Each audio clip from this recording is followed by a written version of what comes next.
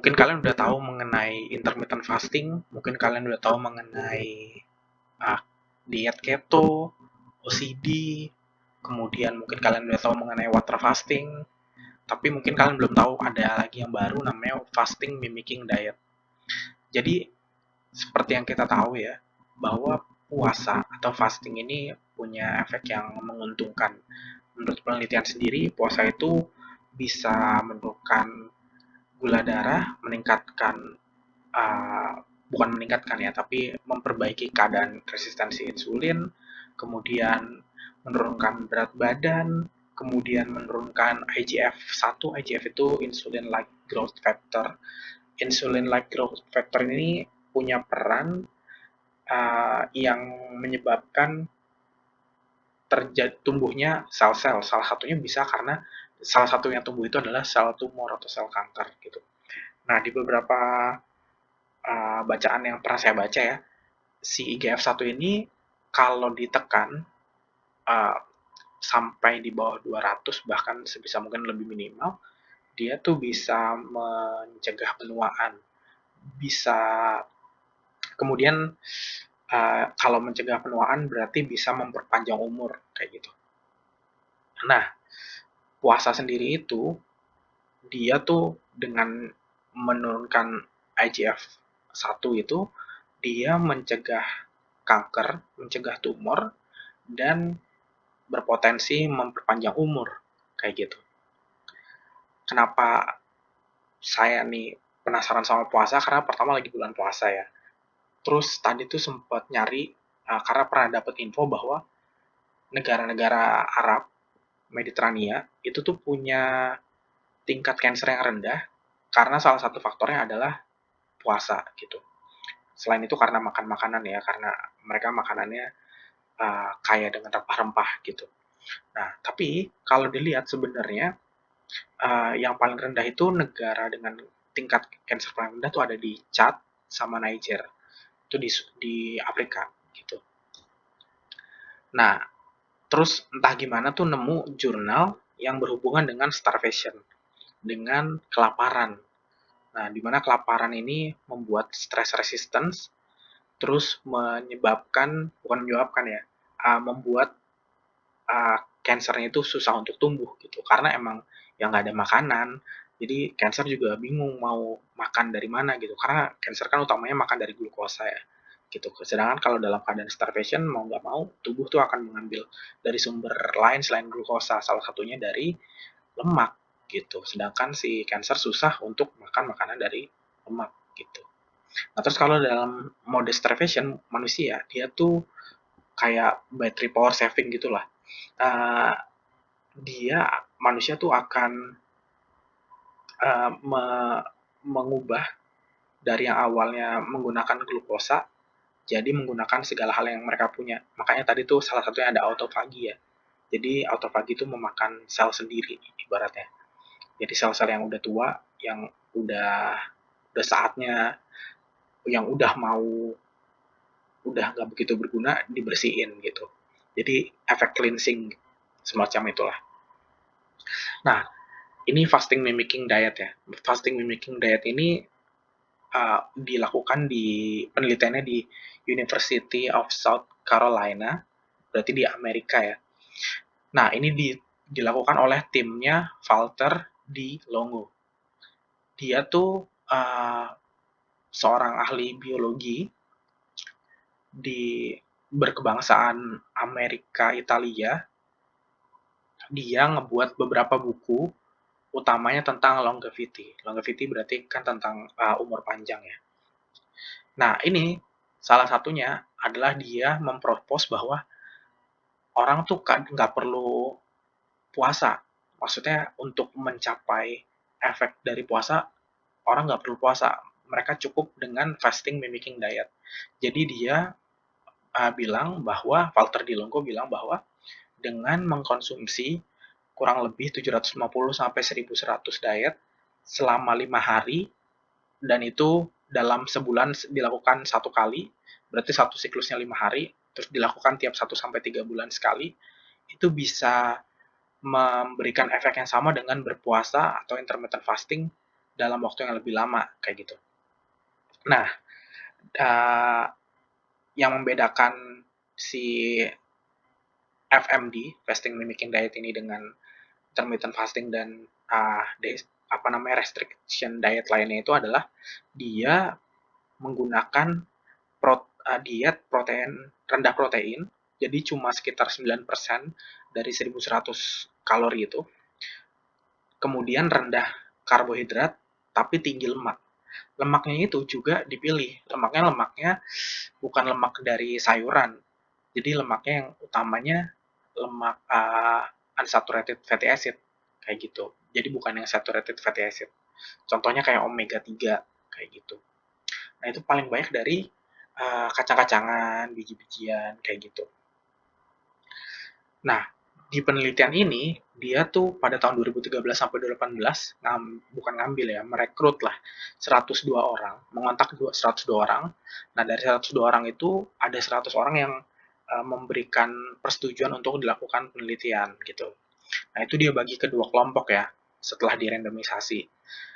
Kelompok pertama ini kelompok kontrol, jadi dia 48 orang ini selama 3 bulan makan secara normal, seperti biasanya mereka makan gitu.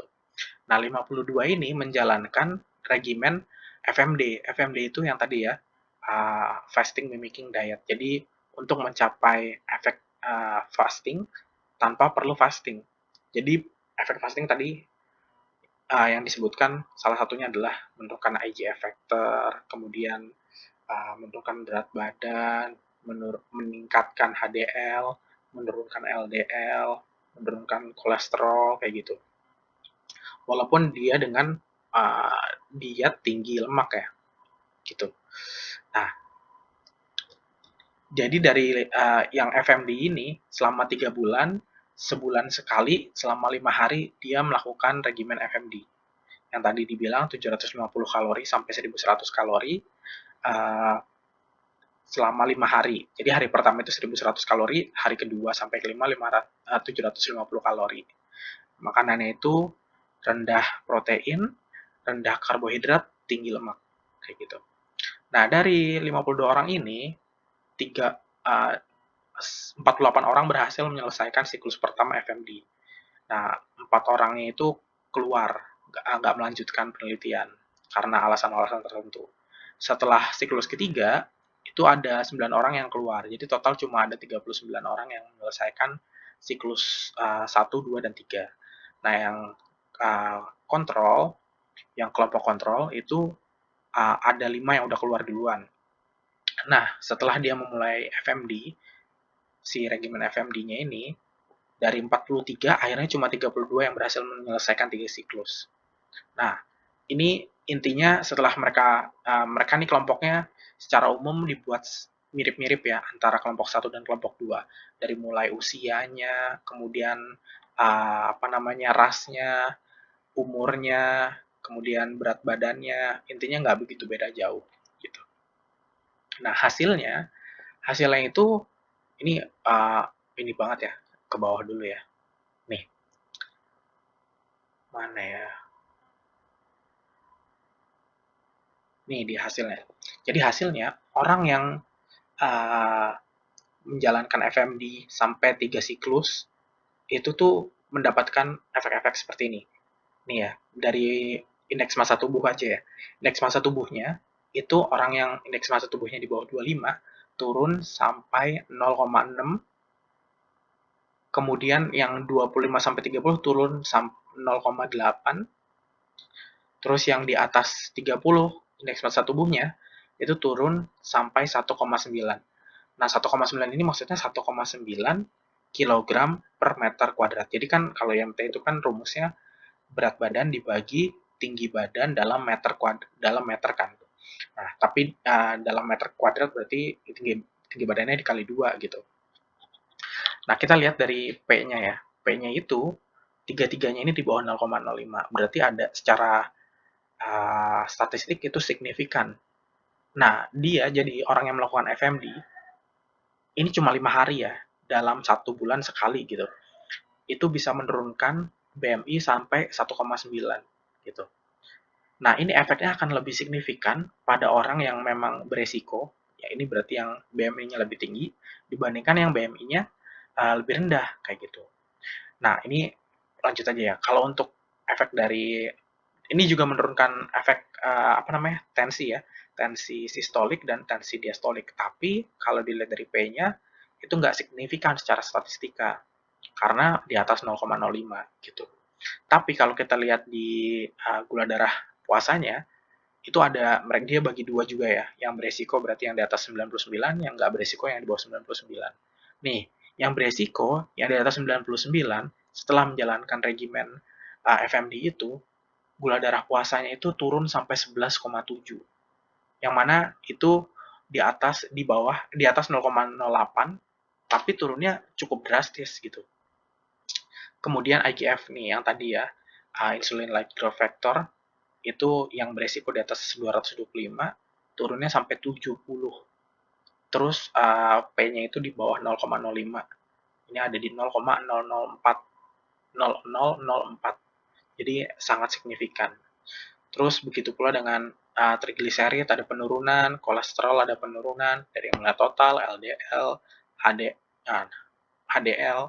Nah, masalahnya HDL nih harusnya kan naik ya baiknya, tapi juga turun nih di yang tidak beresiko gitu. Kalau menurut mereka sendiri sih di conclusionnya ya, mana ya? Setelah 3 bulan kontrol diet subject yang ditukar dengan program FMD, totalnya ada 71 tadi subjek penelitiannya yang udah menyelesaikan 3 siklus FMD, itu menunjukkan bahwa kedua kelompok itu ada penurunan indeks massa tubuh, tekanan darah, gula darah puasa, IGF-1, trigliserid, kemudian kolesterol total, LDL, CRP. Yang mana ini lebih baik efeknya, maksudnya lebih signifikan efeknya pada orang yang mempunyai resiko terhadap penyakit metabolik, ini utamanya ya, dibandingkan yang nggak beresiko gitu. Jadi menurut mereka sendiri, si regimen FMD ini itu tuh aman dan bisa dilakukan serta efektif dalam menurunkan penanda dari penyakit faktor resiko dari apa namanya penuaan, kemudian penyakit yang berhubungan dengan usia gitu. Tadi contohnya penyakit-penyakit metabolik. Nah, kalau kalian penasaran lebih lanjutnya, kalian bisa cari sendiri mengenai FMD, atau kalian cari nih si Walter Longo. Dia punya websitenya sendiri. Di website itu dia ngelis penelitian-penelitian yang berhubungan dengan FMD. Terus dia punya 4 buku yang berhubungan dengan longevity dan FMD gitu. Ini sih masih baru banget ya. Jadi tuh ada penelitian lain juga mengenai cancer dan FMD yang saya baca. Di situ juga dibilang bahwa si awalnya gini, awalnya mereka melakukannya itu uh, fasting selama 24 jam, 48 jam, dan 72 jam sebelum kemoterapi. Nah, kalau misalnya pasiennya fasting atau puasa, ternyata efek dari kemoterapinya itu lebih rendah dibandingkan mereka yang nggak fasting. Gitu. Terus, ada lagi penelitiannya yang tentang fasting mimicking diet ini juga dilakukan pada pasien sebelum kemoterapi. Efeknya juga sama dengan orang yang puasanya per 24, 48, sama 72 jam gitu. Tapi lebih aman karena kalau yang fasting full itu dia ada efek kayak lemes, efek pusing gitu-gitu. Dan lapar utamanya. Kalau ini karena dia masih makan tapi bisa memberikan efek sama kayak puasa, jadinya nggak begitu lapar gitu. Mungkin itu aja ya. Kalau misalnya memang ada yang salah, kan ini saya juga dalam rangka belajar ya untuk membaca jurnal seperti ini. Kalau memang ada yang salah mungkin bisa ditulis di kolom komentar. Besok saya akan buat video lagi. Seperti biasa videonya tentang apa namanya catatan-catatan, tapi mungkin sekitar seminggu sekali atau mungkin sebulan sekali, 2 minggu sekali, saya akan coba buat video-video kayak gini. Mungkin akan saya buat PPT biar lebih jelas ya. Tapi saya mau jelasin tentang FMD aja sih, karena ini menurut saya sih masih baru banget. Saya juga baru pertama kali dengar mengenai FMD.